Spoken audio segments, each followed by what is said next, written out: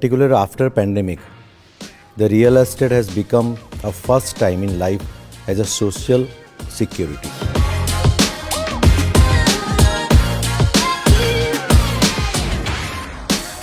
Economic growth ઇન્ડિયાનો જે છે એની સાથે સાથે એને રિયલ એસ્ટેટ છે એ બહુ વધારે બૂસ્ટ આપે, કેમ કે રિયલ એસ્ટેટની કાસ્કેડિંગ ઇફેક્ટ હોય.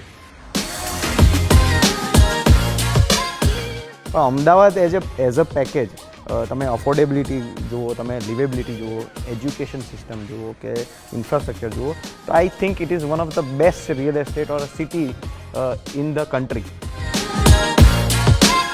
ઇન્વેસ્ટમેન્ટ એંગલથી જોવા જઈએ તો ઇન્ડિયાથી વધારે કોઈ ઇન્વેસ્ટમેન્ટ ફેવરિંગ નેશન જ નથી મારી દૃષ્ટિએ.